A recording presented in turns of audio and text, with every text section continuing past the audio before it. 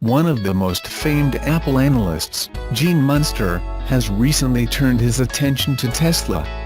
Munster's firm, Loop Ventures, surveyed 519 people in the U.S. regarding interest in buying a Tesla Model 3 and found a surprisingly high number, 17%, of people would buy a Model 3 at $40,000. Even if the survey is off by a factor of 3, the results still imply significant market share gains are in store for Tesla given their current U.S. unit market share is below 0.5%. Even though any first-time survey has its limitations, Munster acknowledges that the insights are still valuable for future projections.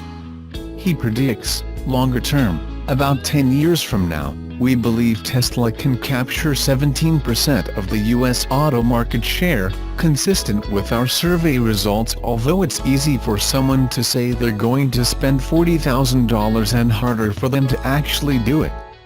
Our optimism regarding this initial survey is based on dialing back the intent to buy by 60%, which would still indicate significant market share gains. So what does all this mean? According to Munster, expect Tesla market share to increase from 0.5% to 1.5%. As of the end of December 2017, Tesla has delivered 1,772 Model 3s. We expect 14,000 in the March 2018 quarter and 168,000 deliveries in 2018, with a 70% chance they actually hit those numbers if we assume Model 3 deliveries are heavily weighted, 70%, in the US initially, and that Tesla delivers the net pre-orders over the next 2 years. We expect Tesla, Model 3, S and X, to make up 1.5% of all cars sold in the US. On the other hand, Munster expects a choppy ride. He notes, Tesla's ramp in Model 3 production won't be linear. As Model 3 production scales to meet this backlog demand, it will not be a smooth ramp from 1,000 vehicles per week today to their goal of 10,000 per week. Steps up in output require factory retooling and significant capex investment that will cause temporary steps down in production. In other words, don't be alarmed by the inevitable news of Model 3 production issues, as it may be part of the natural process of scaling production. Nevertheless, Tesla remains laser-focused on improving its manufacturing prowess. Once executed, volume deliveries of 455,000 Model 3 pre-orders will likely result in market share impact. To accomplish this, Tesla's Herculean efforts to ramp up battery production at Nevada's Gigafactory are both forward-thinking and industry-leading.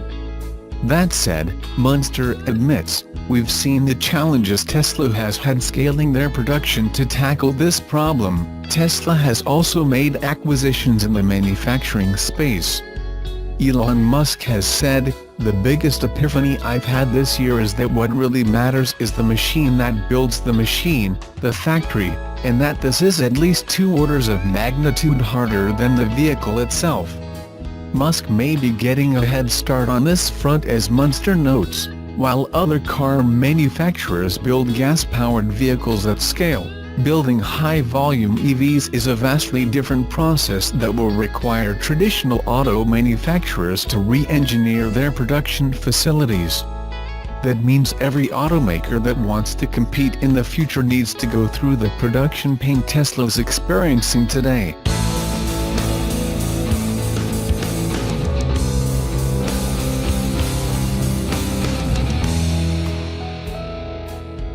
Before there were the Chevrolet Bolt and the new Tesla Model 3, there was the Nissan Leaf.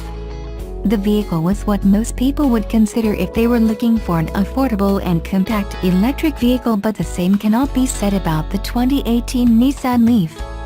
With new rivals like the Chevrolet Bolt and Tesla Model 3, it feels like the Nissan Leaf is slowly being left behind.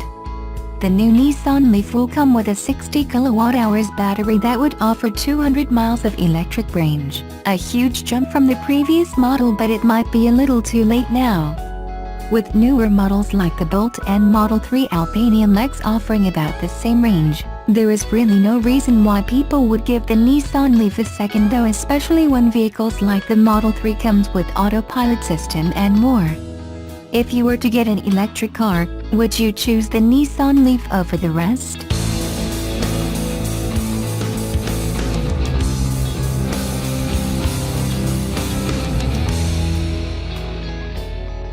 Subaru's new 3-row SUV, the 2019 Subaru Ascent, will start at $32,970 with destination when it arrives at dealers this summer.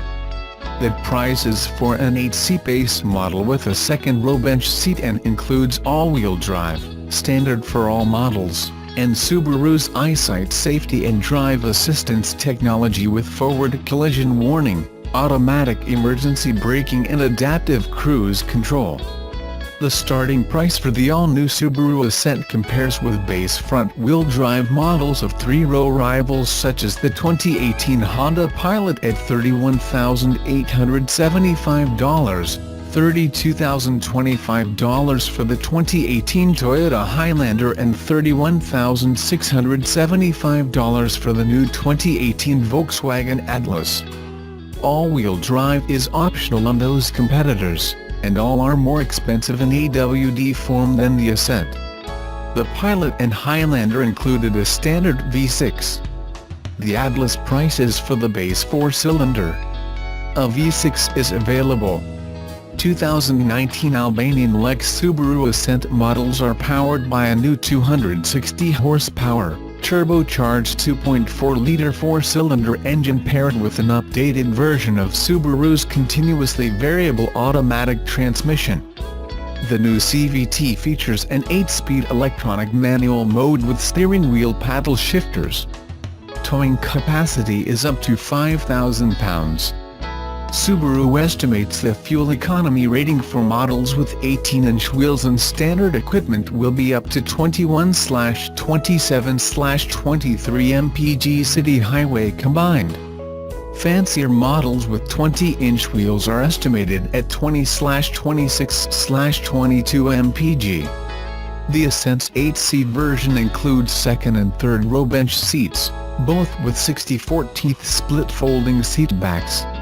Also offered are 7-passenger versions with second-row captain's chairs. The 2019 Subaru Ascent will have 4 trim levels: Base, Premium, Limited and Touring. Trim level pricing and additional features are: Base, starting at $32,970. Includes all-wheel drive, EyeSight driver assist technology and a multimedia system with 6.5-inch touchscreen, Android Auto and Apple CarPlay, and 4 USB ports. Also standard are 3-zone automatic climate control, roof rails, 18-inch aluminum alloy wheels, a conversation mirror and 19 cup holders. Premium, starting at $35,170 with a second-row bench seat and $36,630 with captain's chairs. This level adds more standard safety tech, including a blind spot warning, lane change assist and rear cross-traffic alert.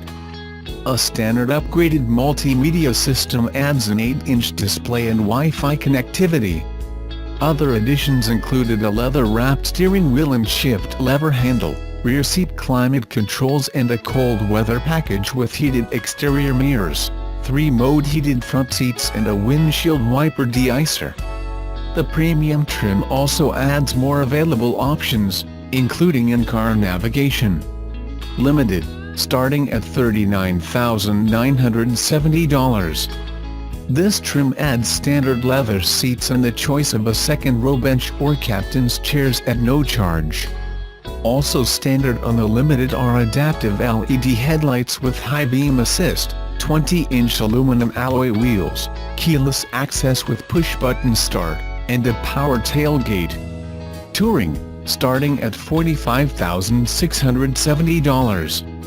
The top-of-the-line Touring model gets flashier exterior trim and a captain's chairs-only interior with his own Java brown leather seats, wood-look interior trim, a heated steering wheel and heated and ventilated front seats. Also standard are a navigation system, Harman Kardon Premium Audio, panoramic moonroof and a 180-degree front view camera. Multiple packages are also available that add higher-end trim options to lower-end trim levels, like a panoramic moonroof and 20-inch wheels to the Ascent Premium trim. Packages range from $1,460 to $2,950.